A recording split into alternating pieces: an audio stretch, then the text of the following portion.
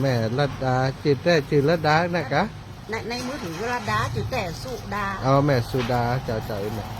แม่สุดาบ้านนี้เนาะมันไม่เขากำวัดกูผลังนั่นไหนแม่ฟังวิทยุปั๊บไปหากับไปเสียงเจ้าอย่างพวกเอาไม้เขาเอาเวลาให้เปิ่นเจ้าก็คือนิมนต์เปิ่นออกทุกเจ้าเมืองนั่นแม่ฟังสโลวัดอ่ะแม่คนเมืองนั่นน้ำภาษาย้างไปด้านน้อยแต่เจ้า